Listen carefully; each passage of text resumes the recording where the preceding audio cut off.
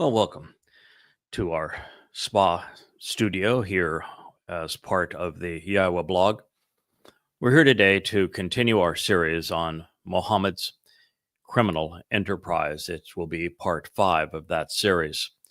For those who may be joining us partway through the episodes, it is important to know that Islam was not conceived as a religion. The first year, first day, first month of the epic that is called the Islamic era begins with the Pledge of Aqaba. That Pledge of Aqaba reads, "We pledge to wage war against all mankind." Once Muhammad left Kaabaville, whether you want to pretend that it was Mecca or you know that it was Petra, in shame, he became nothing more than a sand pirate, although a exceedingly sadistic one with some very perverted tendencies in terms of his sexuality. And it's important, therefore, for us to expose exactly what the earliest hadith, which are all reports from Muhammad and his companions, the only way to know what Muhammad actually said and did, and Quran, and in this case, there's an entire surah on this particular episode, which is called the Battle of Badr. So it's essential that we know what actually occurred during Islam's beginnings. The more that is known about the religion, the more readily people who are moral, informed, rational, and compassionate will be in their ability to use words wielded wisely to constrain the carnage that this religion continues to impose. And therefore, we are examining precisely what can be known about Muhammad, the origins of the Quran and the Hadith, the very formation of the religion of Islam. What I'm sharing with you is irrefutable. It's not my opinion of Islam. It is Muhammad's actual denunciation, really, of the religion that he started. Everything you're going to hear is from Muhammad, his companions, or from his wannabe God. So as we proceed, understand that in the episodes that have preceded this, Muhammad admitted that Badr was not a confrontation between military foes to defend the upstart religion of Islam. All Badr represented was Muhammad's armed mujahideen being motivated to attack a civilian caravan that was not protected by any military establishment, that posed no threat to Muhammad, and their entire motivation was to steal. They were interested in abducting men for ransom, for killing those who had mocked Muhammad's recitals, and in plundering the caravan. Because, you see, Muslims didn't work. They were, at best, parasites, and at worst, they were pirates. They stole what belonged to others. The only work that can be attributed to the first Muslims is terrorism and, well, criminal enterprise, where they went off to rob and enslave others to garner more weapons so they could attack ever larger and more frequent prey. Again, these are not my interpretations of Islam. This is not cherry picking the worst out of a sea of wonderful and uplifting hadith and Quran surahs. It is Islam. This is all there is to Islam. If it weren't for lies and killing, Islam simply would not exist. There would be no Quran. And in this particular case, I'm going to be thorough, as I have been throughout goddamn religion. It is 5 volumes and 4,200 pages for a reason. Every surah in the Quran is presented in its entirety, and every pertinent hadith relative to Muhammad's early days, like Muhammad's entire life from the time that he claims he had his first revelation all the way through his death, are all presented.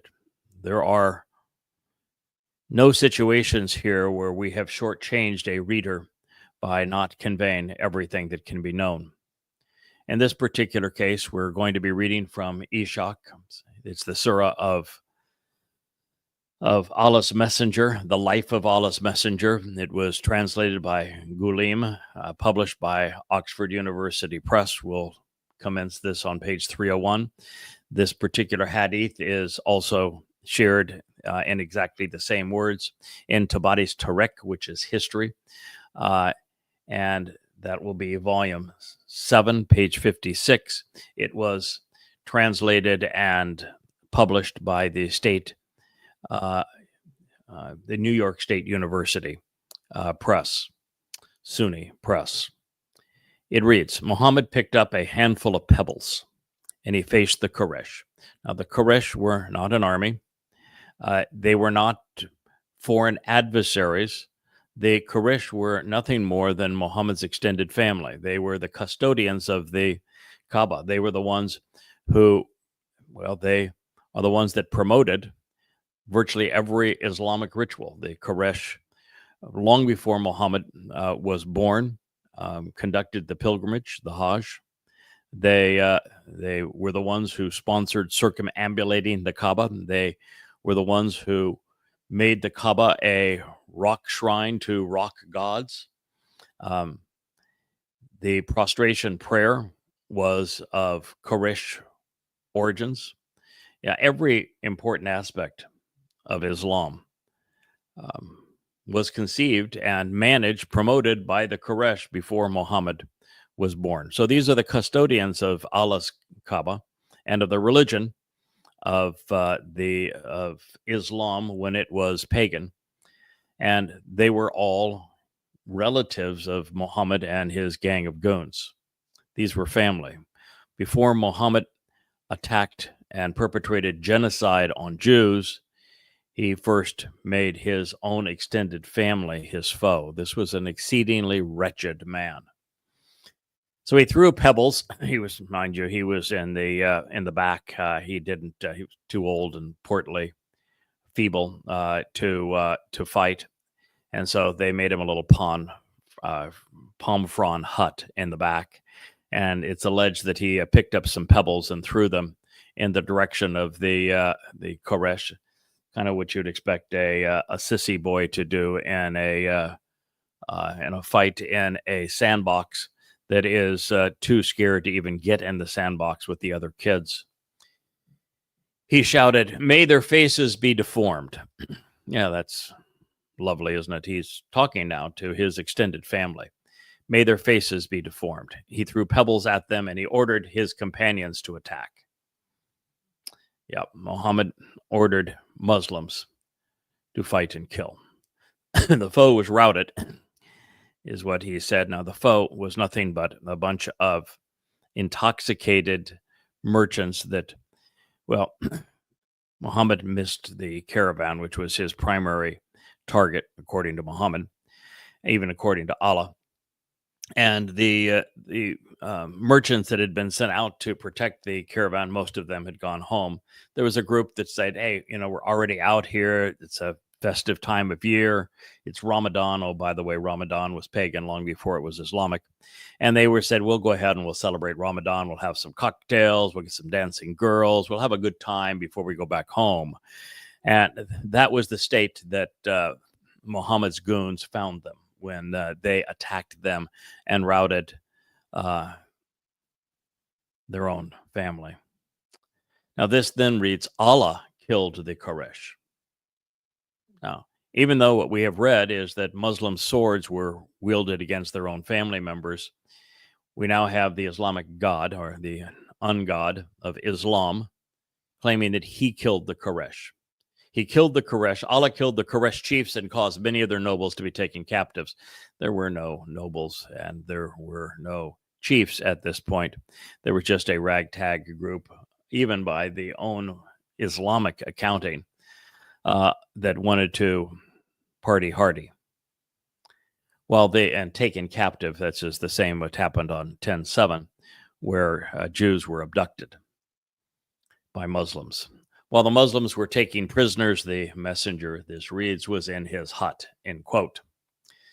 So Muhammad and his spirit were clearly demonic, the personification of evil. It's amazing that even in Arabia, there was room for two narcissists and psychopaths of this ilk. And of course, it is troubling here, and a bit of gamesmanship, I suppose, with this psychological issue of Allah being credited with the killing and the kidnapping, as opposed to the Muslims who were actually perpetrating it. I mock Muslims all the time. I've had thousands of death threats, and what I constantly tell the Muslims who perpetrate them. So, if your Allah is so Akbar, if He's greater than any other god, then surely He knows where I am, and surely He has the capability of doing what He wants to do to me. So why don't you just sick your God on me, rather than yourselves coming and doing your ungod's dirty business and proving that I'm right about you. This is the very thing that is going on here. Allah was credited with the killing and the kidnapping. It wasn't, of course, Muhammad and his militants. No, they weren't murdering thieves. Their God was. Is that better? Bukhari, this is the most revered collection of hadith in Islam. It's because it's topical. And the fact that it's topical, Muslims can read the sections that they want to read without actually coming to know Muhammad as he really was, because the other two hadith collections that I have shared with you so far in this program and throughout this whole series are chronological. They are set into the context of time and Muhammad's life, so that you can actually rearrange the Quran chronologically and set it into that context and understand it for the first time. And since that is so devastating to Islam, most Muslims prefer Bukhari because it is not chronological or contextual. It is simply by subject matter. This is book 5, or volume 5, book 59, number 290. The Prophet said, the unbelievers who failed to join the Ghazwa of, or says the believers who failed to join the Ghazwa of Badr, and those who took part in it were not equal in reward. So in Islam, you are only rewarded if you are a killer and kidnapper. That is the only rational deduction that can be deduced from these words. If you didn't participate in an act of armed robbery where family members were killed by extended family members, men were abducted, and others were robbed, then you are not a Muslim of high standing. Clearly, Muhammad loved murderers. He even loved their weapons. Bukhari, volume 5, book 59, number 333. Az-Zubair said, I attacked him with my spear and I pierced his eye. I put my foot over his body to pull the weapon out. But even when I did so, I had to use great force. Later on, Allah's apostle asked me for that spear and I gave it to him. Well, show me your treasure and I will reveal your soul. Ishaq 301, Tabari 7, page 56. As the Muslims were laying their hands on as many prisoners as they could catch, there's no prisoners here. This is simply abduction for the purpose of ransom. As they could catch, the Prophet said, I have been told, saw disapproval in the face of Saad. He said, why are you upset by the taking of captives? Saad replied, this was the first defeat inflicted by Allah on the infidels. Slaughtering the prisoners would have been more pleasing to me than sparing them. You get that?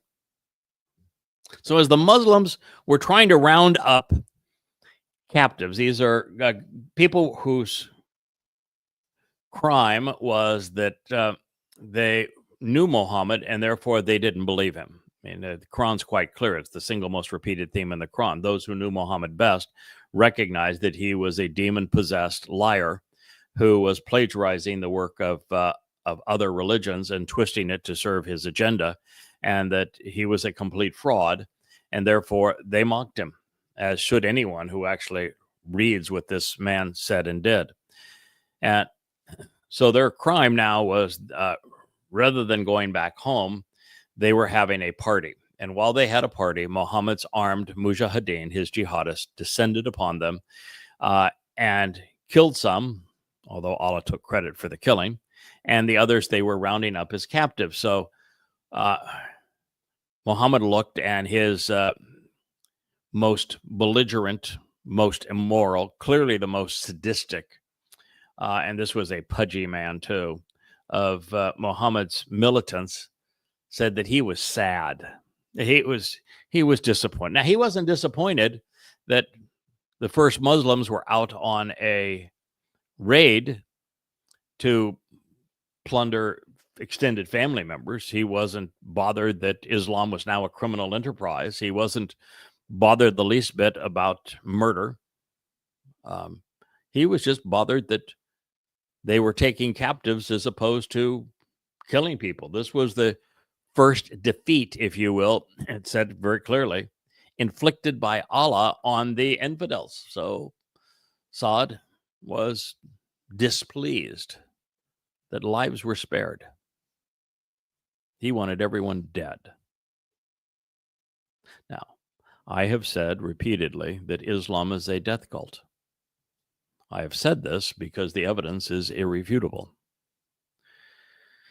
Now, remember these hateful words and who spoke them. We have not heard the last of Saad. He will soon condemn Jews to his preferred fate. He was, after all, a very good Muslim.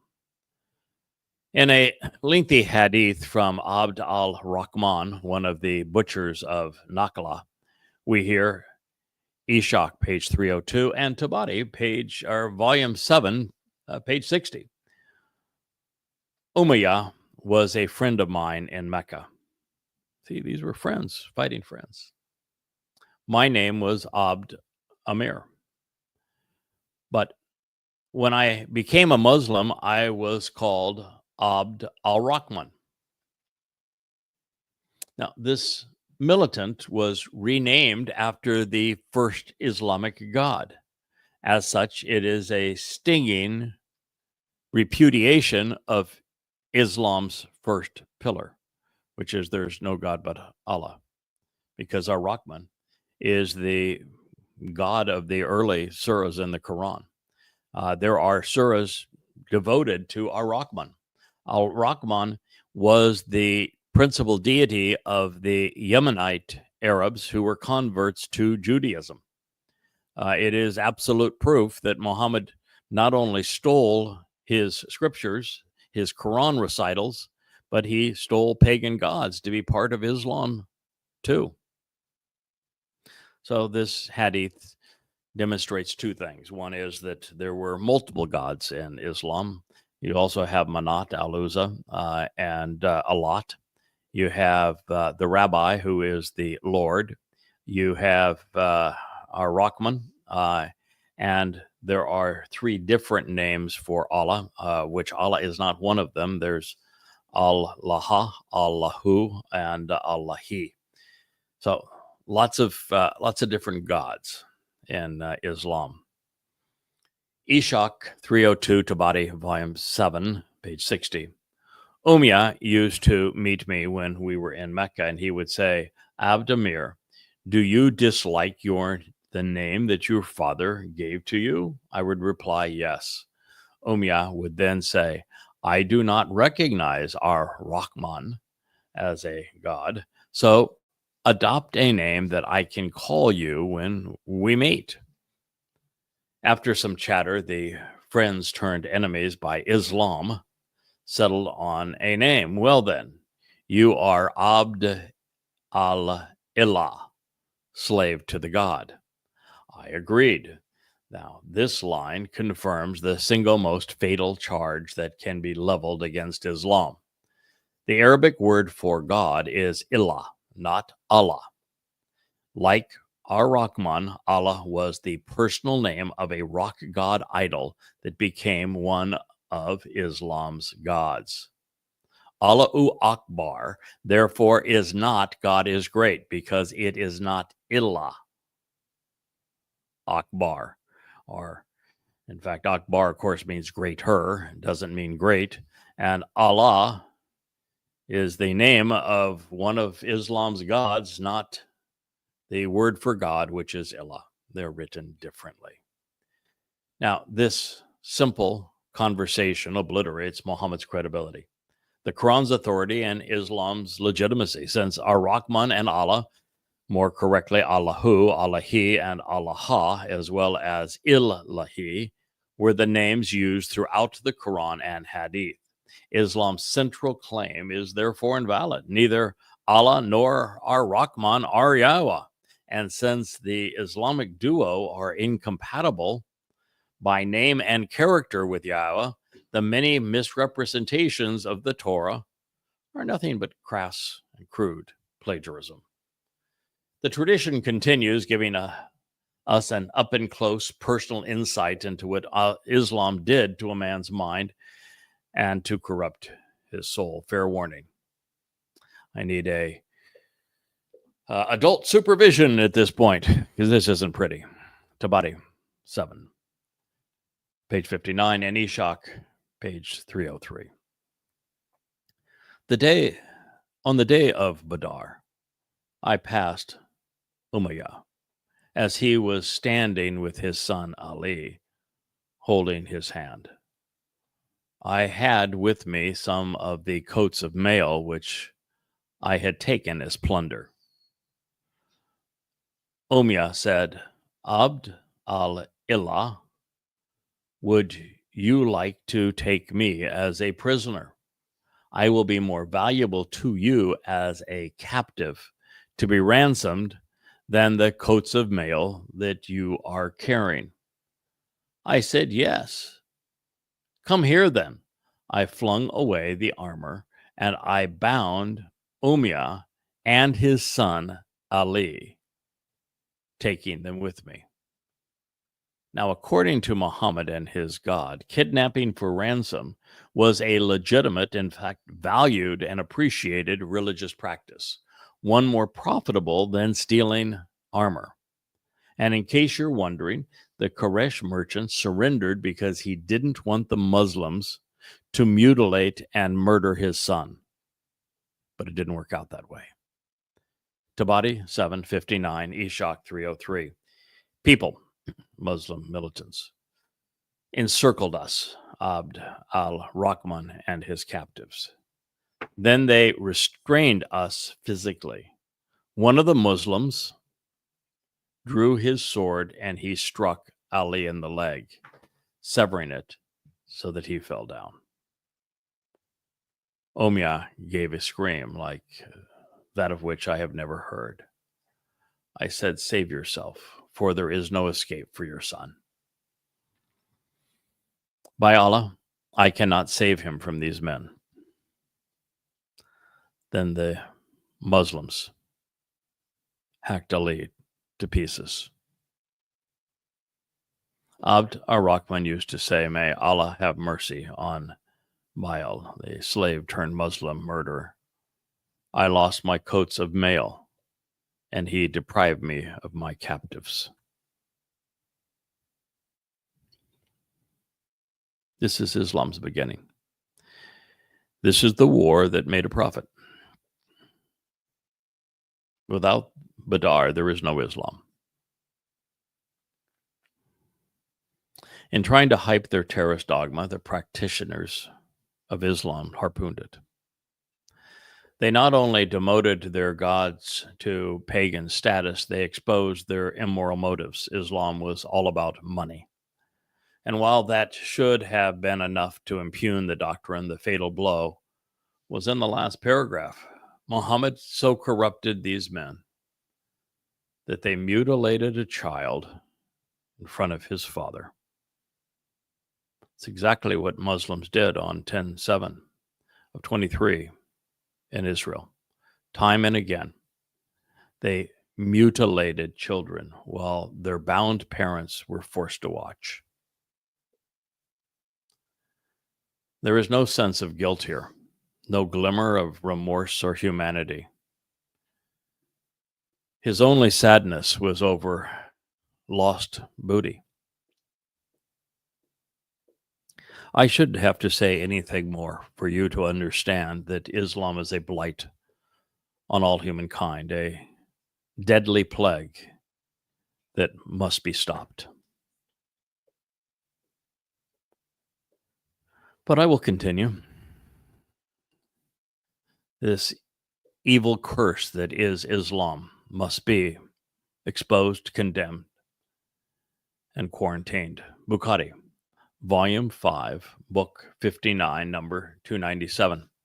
The Prophet faced the Kaaba, and he evoked evil on the Quraysh, people specifically cursing Shaiba, Utbah, Walid, and Abu Jahl.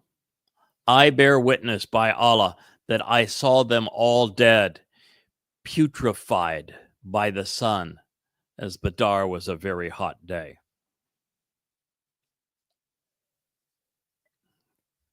Muhammad swore by the very Kaaba that the Quraysh had maintained and turned into a religious shrine, replete with the Hajj pilgrimage and circumambulation and prostration prayer. And he invoked evil on the innocent people he was bludgeoning to death. Islam's not just a death cult, it's demonic.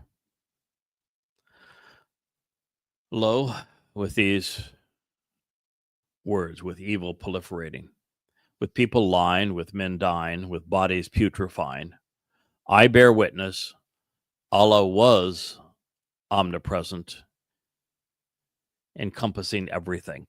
The ungod and non-prophet were a pair of delusional psychopaths among ruthless savages. So what else could possibly go wrong? Bukhari, Volume 5, Book 59, number 397. Allah's apostle raised his head after bowing the first rak'ah. It's one of the prostration prayer performances of the morning prayer. He said, "O Allah, curse so-and-so and so-and-so." After he had invoked evil upon the Quraysh, Allah revealed, means this is a Quran surah, "Your Lord, Rabbi, will send thousands of angels riding upon chargers, sweeping down as a form of good tidings to reassure you that victory comes from him. He will cut off parts of the unbelievers. He will overthrow them and turn them back in their frustration." Quran 3, 124. Now, mind you, the third surah wasn't delivered at this time, not even close. It was the 8th surah that was revealed at this time. There were no angels. They were just Muhammad's goons. Disgusting jihadists, torturing children, bludgeoning men to death, relishing, celebrating sadistic carnage, plundering, stealing, abducting, all while being religious. And even then, the Islamic God is so sadistic, so demonic, he wants to be credited for the mutilations. How about that for not taking responsibility? Nah, just because my sword's all bloody, it wasn't me. No. It was the angels from heaven that mutilated that child. when progressives marched in the streets with Muslims. This is what I think of. Turns my stomach that they could be so grossly immoral, ignorant, and irrational. Hypocritical, really. It was the Islamic version of kindness. The good news was that the Muslim angels, like Muslim men, were mutilating innocent people, cutting off body parts as a form of torture before engaging in mass murder.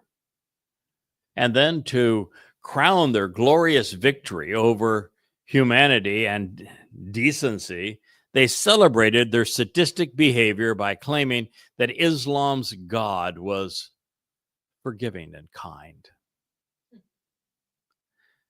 In this light, I challenge anyone to rationally deny that Allah is Satan and that Muhammad was demon-possessed. I dare anyone to say that the plague they perpetrated as Islam should be allowed to survive. Islam is the most universally demented and destructive, dehumanizing and degrading, deplorable and deadly dogma ever perpetrated against humankind. And if some nitwit out there said, you can't say that of 2 billion Muslims, why hell not? This is Islam. There is no one other than Muhammad. This is Muhammad and the first Muslims. This is their scripture. And soon you will find that the Quran says exactly the same story. There is nothing else to Islam. This is the religion of Islam. If you want to pretend that those who don't know diddly squat about Islam, who have been completely deceived about Islam, and yet still call themselves Muslims, represent the religion, then you're an ignoramus. The religion itself, as perpetrated by good Muslims, all of whom are killers and terrorists, according to the Quran, according to this very example, which they are ordered to follow, is deadly, it is deceitful, it is destructive, it is demonic. It is responsible for everything that happened on 10/7/23 in Israel. It is responsible for the genocide against Jews in Arabia. It is responsible for the 100 million lives that they butchered and stole in the first 100 years of this religion. This is Islam. There is no other Islam. Not just this day or 9/11, not just 10/7, but every day for the past 1400 years, Muslims with their words and their actions have demonstrated that they are a curse on the planet, a malignant mutation that is, quite frankly, unsurvivable. There were only two reasons for this savage attack. These men didn't capitulate and surrender their souls to Satan, and they had not been, and they had, as a result, remained productive. And that's why they were robbed and killed. These conclusions are not opinions because they are based on the evidence. They are not the product of Islamophobia, but rather the opposite, an act of conscience demonstrating considerable courage, character, and compassion. This is not my view of Islam. It is theirs. These are their scriptures and their legacy. Now, I understand that progressives don't like evidence and reason. They're allergic to them because evidence and reason very seldom fits their agenda or their platitudes. But all they have left is ad hominem attacks to label the person who is bringing you the truth Islamophobic. I will tell you for certain, one cannot fear Islam and expose and condemn Islam. Somebody needs to be rational occasionally. Someone needs to be moral occasionally. Someone must risk their lives and not be afraid of this religion to try to save the planet from it. Please, don't be among the moronic claiming that Christians have been as bad and the Bible is worse, because neither is true. Nor Are they a rational defense for what we've read?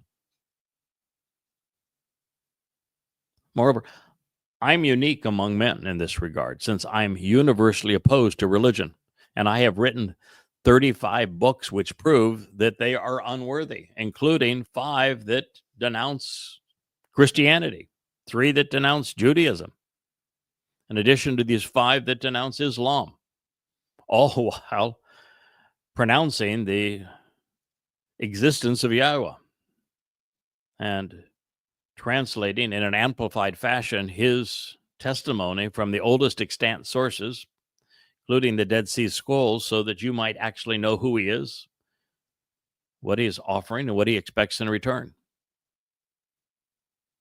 And by this point in Goddamn Religion, the reader is 2,000 pages into the most comprehensive excoriation of the Islamic religion ever written.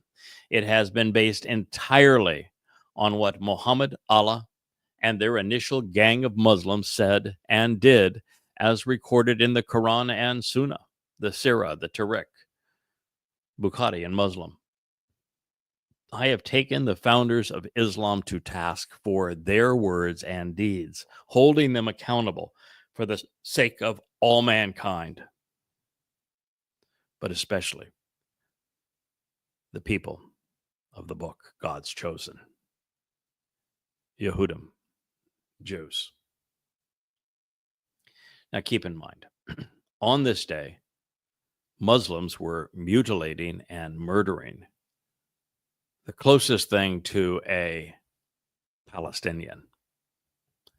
These Arab merchants were headed back home to Petra, which was situated in the Fakistinian homeland of Jordan, between the Wadi Musa and the Israeli border. And as we have witnessed in Gaza, Muslims don't much care if they are cannibalizing their own, ravaging Arabs, murdering Christians, abusing liberal secularists, or trying to annihilate Jews. In this regard, there is an interesting and seldom discussed anomaly among the civilian victims of the Islamic terrorist assault on 10/7/23.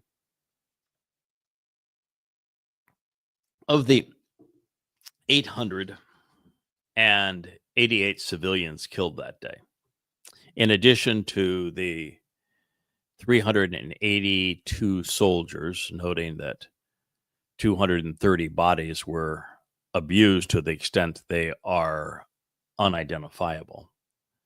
They came from kibbutzim and a rave. They were largely progressives, many of whom championed the Islamic agenda, as was the case with the majority of the 253 people who were kidnapped and abused, and their extended families who championed their release by demonizing the conservative government. I share this because Islam was, and it remains, a declaration of war against all mankind. It is an indiscriminate killer. And for progressives to march in favor of it in the streets of Europe, for the libertards that run Europe to invite more of this curse into their country, for those in England to tolerate Muslims perpetrating 80% of the rapes on their children, their daughters, is a great crime against humanity. And it is hypocritical, it is ignorant, it is irrational, it is grotesquely immoral, and they want to present themselves as compassionate when they're exactly the opposite. When one embraces, tolerates, accepts, respects a religion that promotes mass murder, mutilation, abduction, the slave trade, the dehumanizing of people, racial injustice, genocide, they cease to be moral. Al-Tabari and Ibn Ishaq both revealed, Tabari, volume 7, page 60, and Ishaq 303. A cousin of mine and I mounted a hill from which we could overlook Badar and see who would be defeated, so that I could join in the plundering afterwards. I was pursuing one of the Meccan polytheists in order to smite him with when my head suddenly, or when his head, I should say, suddenly fell off. Before my sword even touched him, then I knew that someone other than me had killed him. Now, the implication is that one of Allah's angelic cavalry brigades did the dastardly deed. Since that is delusional, we are left recognizing that Muslims are unable to be accountable for their barbarism, and they're unremorseful for their savage behavior. They have lost the capacity to be human. Now, when I say Muslims have, I'm talking about the Muslims who lived with Muhammad. I'm talking about Muhammad and the first who practiced Islam. If Muhammad and the first who practiced Islam had Islam wrong, then there is no one in all of history that has it right. So if we assume, because it's the only rational deduction that can be made from the evidence, that Muhammad and the first Muslims had Islam right, then Islam is very, very wrong. It is that simple, folks. There's nothing more complicated to it than that, particularly when the best Muslims today follow this exact same behavior and celebrate the mutilation of children, the rape of women, and then they cut them to pieces afterwards. Then they parade around with those that they have abused as if they were trophies. They burned children alive. They abducted grandparents and then tormented them. The Muslims today, the best of them, are exactly like this. This is a religion that cannot continue to exist in proximity to other people because it is deadly, it's demonic, it's destructive. It is what it is. Let's stop pretending otherwise. Tabari 760, Ishaq 303. My son, I saw Muslims on the day of Badr, and I saw that one of us would wave his sword at a polytheist, and the man's head would fall from his body before the sword touched him. The sign of the angels on the day of Badr was white turbans, which trailed down their backs. And on the day of Hunan, it was red turbans. The angels did not fight on any day except the Battle of Badr. On the other days, they were reinforcements. They were assistants and helpers, but they struck no blows. That isn't even consistent with Allah's testimony, where he had his killer angels many, many other places. And the fact of the matter is, they never showed up. There is no such thing as a killer angel.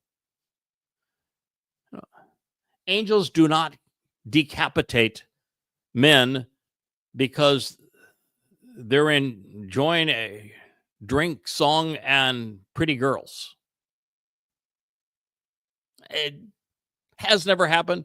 It will never happen.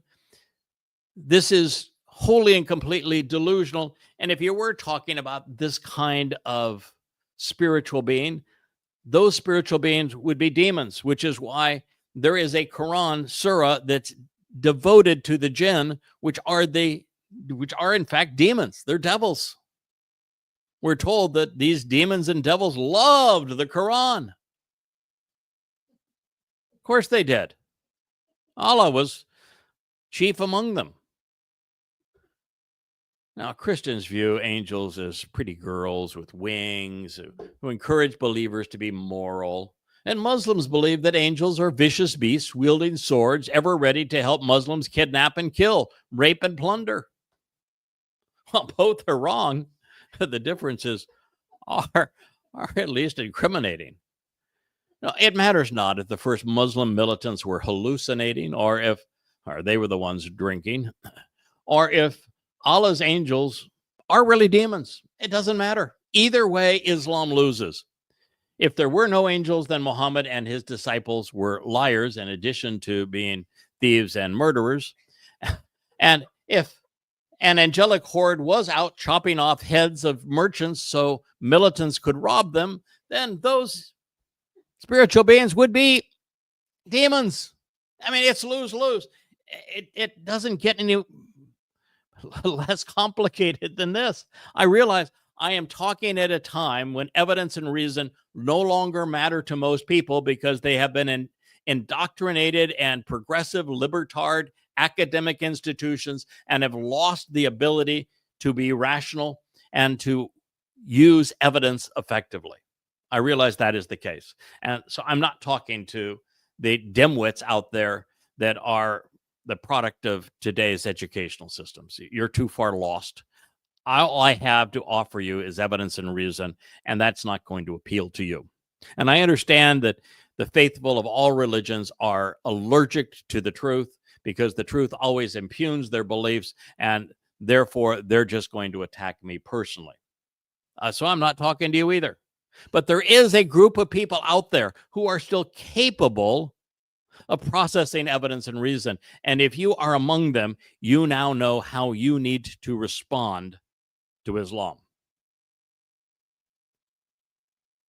Now, over the 1,000 years of the Torah and prophets that they were revealed, which would be from 1447, 1448 BCE to 447, 448 BCE between Moshe and Malachi.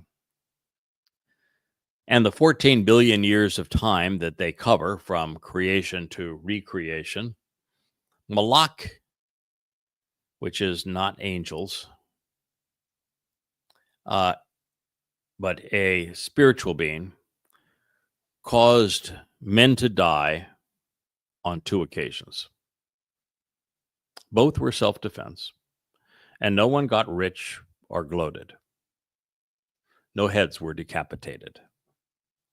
In Mitzrayim, the crucibles of religious and political oppression, the Egyptians lost their firstborn sons after killing the firstborn of their Hebrew slaves so that God's people might be free.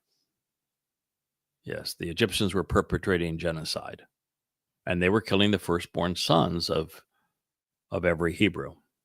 And so God said, all right, I'm going to take your sons so that my sons can be free.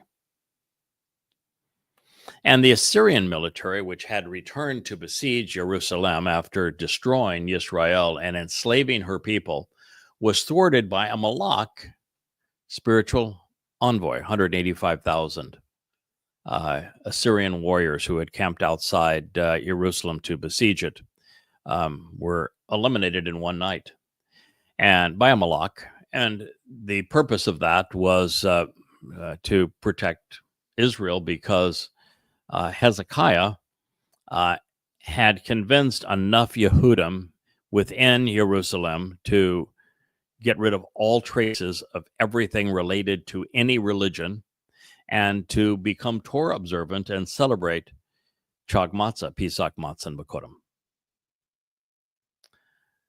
Malak serve Yahweh. If you want to know how they operate and what they accomplish on behalf of the Almighty and his people, I would encourage you to read Dode's 91st Mizmor Psalm. It is presented and explained in the Words volume of An Introduction to God. It's presented early because when I balked at this mission with Yahweh, when he asked me to expose and condemn Islam before we started on anything else, and I've mentioned to Yahweh that no one has ever survived exposing and condemning Islam in this way. He said, well, I have an answer for that. Read the 91st Psalm. And he said, you might want to reach into your pocket. You'll find it there. I did, and there it was. And I would encourage you to read it too. I can't place it in your pocket, but I can tell you that if you want it translated correctly in an amplified fashion, you can go to An Introduction to God. where it is in the words volume, which is volume 1, explained. Now, confirming that the Badr terrorist campaign was a personal vendetta, we read Tabari, volume 7, number 61, and Ishaq 304. When the Prophet had finished with the enemy, he gave orders that Abu Jahl should be found among them, should he be found among them dead. He said, "O Allah, do not let him escape." For the first man who encountered Jahl yelled out, and I made him my mark. When he was within my reach, I attacked him and struck him a blow which severed his foot and half of his leg.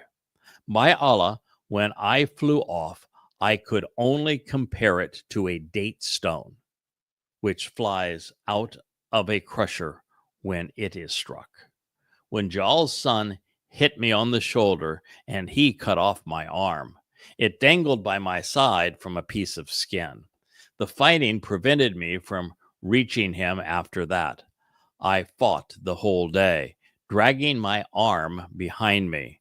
When it began to hurt me, I put my foot on it and I stood on it and I pulled it off. You know, if this man were protecting his family from a pack of hungry wolves, if he was protecting his family from Muslims and fighting with a dangling arm and ultimately pulling it off and continuing to fight, would be compassionate and courageous. But he wasn't doing that. There were no one here to protect. He was the aggressor. He was the killing wolf. And he was hungry for blood. And so when someone fights on and to this extent, which, by the way, would be impossible if your arm fell off, the bleeding in the artery, you would rob you of blood. So it's physically not possible. So he is, in fact, hallucinating. The story is not true, but nothing in Islam is true. Then what you're dealing with is a religion so sadistic that it thrives on carnage, that the highest right in this religion is to kill. To enjoy the thought of severing someone's foot and half of their leg such that you could compare it to a date stone which flies out of a crusher when it is struck.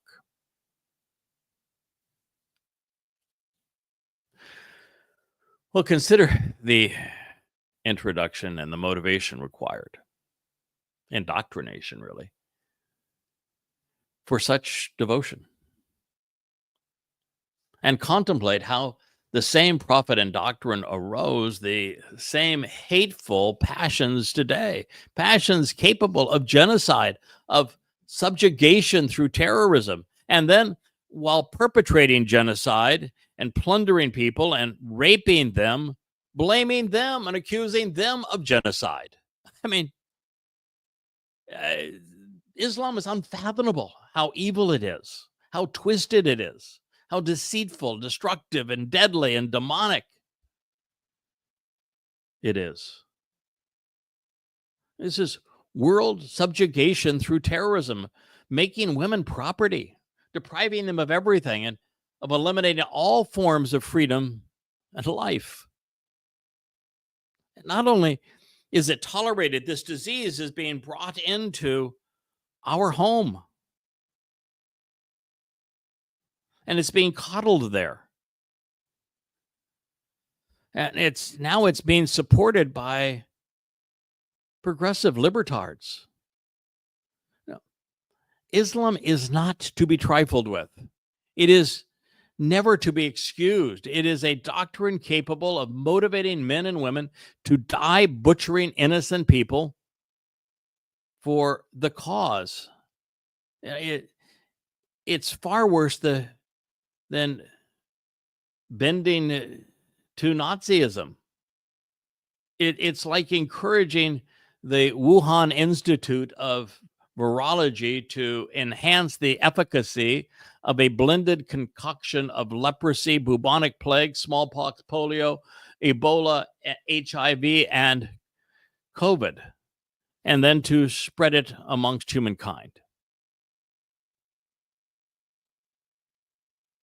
Tabari 761 and Ishak 304. Then Muhawith passed by Abu Jahl, who was now crippled. He was lying there helpless. He hit him until he could no longer move, leaving Jahl gasping for his last breath. But then I saw Muawiyah was killed.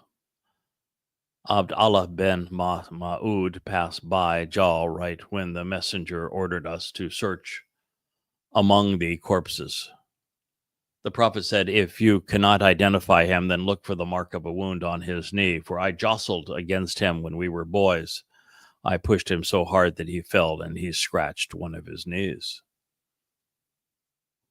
Translated, I may be a cowardly, slithering snake of a man now, but I wasn't always this big a weasel. That's your prophet, Muslims. And oh, by the way, this idea of continuing to whack at a man who was incapacitated and could not move is exactly the reason I wanted people to watch the unedited film of 10/7/23. In one of those scenes, again, content warning, there is a Muslim civilian. He's not Hamas. He's not even Islamic Jihad. He's just in jeans. He's picked up a garden hoe, and there's a Jewish man who has been shot in the stomach, and he's laying on the ground. He's blood's draining out of his body. He is most likely going to die there. And rather than just allowing him to die from this Islamic terrorist raid in some degree of dignity, this Muslim picks up a hoe. And while screaming Allah Akbar, he routinely whacked this man on the head and on the neck. And you can see the man, his arms will move and he'll try to see if he could push himself into a corner out of the way to avoid the next blow. And this man continues to scream Allahu Akbar as he brings this hoe down upon his neck and his head. The kind of religion that is capable of motivating that kind of butchery, savagery, demonic behavior cannot be tolerated. And it's the exact same religion that we say play out in these words. It is not a corruption of Islam. It is the truest form of Islam to be deadly and demonic. Ishak 304. Abd Allah bin Musud said, I found Abu Jahl in the throes of death. I put my foot on his neck because he had grabbed me once in Mecca and had hurt me. I said, has Allah disgraced you and put you to shame, O enemy of Allah? In what way has he disgraced me? He asked. Am I nothing more important than a man whom you have killed? Tell me. To whom is the victory? I said, to Allah and his messenger. No, to Allah. And Muhammad was the shame. This is a victory of a death cult. And the ultimate victory here ought to be to the truth, to compassion, to morality, to reason. And these words ought to ring out in people's minds that still have a degree of character, a functioning conscience. And they should cause us to say no more to this. We have to quarantine Islam. We must expose it. We must condemn it. We must prevent Muslims from doing this ever again. I mean, this is sobering. The first Muslims were gruesome. They were savage. Almost to the extent of the Muslims who abused Jews on 10/7/23. In the annals of human history, these acts are unprecedented in their sadistic savagery. Muhammad's militants inanely blamed their victims. They were not as, well, I bet there were. There was every bit as deluded as today's Muslims who, after massacring Jews, as if they were acted as if they were entitled and righteous. Bukhari, Volume 5, Book 59, number 298, Abu Jahl said, "You should not be proud that you have killed me." He was right, as were all of the Quraysh who renounced this demonic death cult. It was the Muslims who had disgraced themselves right from the beginning. And in this case, a few hundred militants had gone out to rob some merchants. And yet their ungod and non-prophet used the occasion to declare their supremacy, as if the value of a man lies in his capacity for evil. And that, my friends, is one of the most important stories I can share with you. Humans individually have the potential for good and bad. But humans, when grouped together, as in the case of Islam in particular, are always evil. The larger the institution, the more evil it typically becomes. Islam is the ultimate example of gang mentality, where no one took responsibility, and the worst among men became the dominant influence. The most outspoken critic of Islam, Abu Jahl, told the truth. To be proud of chasing down and killing civilians to rob them is asinine. Ishaq 304, Tabari 7, page 62. I cut off Abu Jahl's head, and I brought it to the messenger. I said, "Oh, Allah's prophet, this is the head of the enemy of Allah."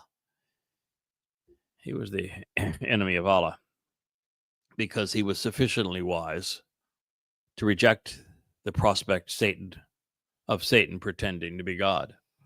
As a result, he lost his life, but not his soul. Ishaq 304 and Tabari 762. Muhammad said, "Is this so? By Allah, than whom there is no other deity?" This used to be the messenger's oath. The vengeful Muhammad was no more articulate than his God. I said, "Yes." Then I threw down his head before the prophet's feet, and he said, "Praise be to Allah." Well, Gandhi, this man was not. Bukhari, Volume 5, Book 59, number 572. O Muslims, take not my enemies as friends, offering them kindness when they reject Allah, the Prophet, and his Quran. And whoever does that, then indeed he has gone astray. You have come out to fight in my cause, seeking my acceptance. So do not be friendly with them, even in secret. Quran, Surah 60, verse 1. Should there be a more insecure, intolerant, immoral, and inept wannabe God? I hope he stays hidden in his God-forsaken hole. Ishaq 305. Ukqasa fought until he broke his sword. He came to the apostle, who gave him a wooden cudgel, telling him to go out and fight some more with that. He brandished it and became a brilliant warrior with this weapon. Allah gave him victory while he wielded it. He took that weapon with him to every raid he fought with Allah's apostle until he was killed in the rebellion, which is the war of compulsion, when all Arabs were forced into Islam under the penalty of death. These were his dying words. What do you think about when you kill people? Are these not men just because they are not Muslims? I'm going to conclude this program at this point. And We will continue with Muhammad's Criminal Enterprise, Part 6, in our next episode. We will arrive at the Quran's 8th surah, which was written to commemorate this occasion. It is one of the most despicable pieces of literature ever written. And I want people, all of those who have access to YouTube, to X, to Facebook, to Rumble, to know the truth about Islam, what it really is, how it begun, what Muhammad said and did, what Allah claimed, what's in the Quran, what's in the Hadith, how the first Muslims acted. Because until we come to know this information, men and women aren't capable of being moral. They can't be compassionate, and they can't make intelligent decisions. I thank you for listening. This has been a special episode of the Iowa Blog, and I am your host, Craig Wynn.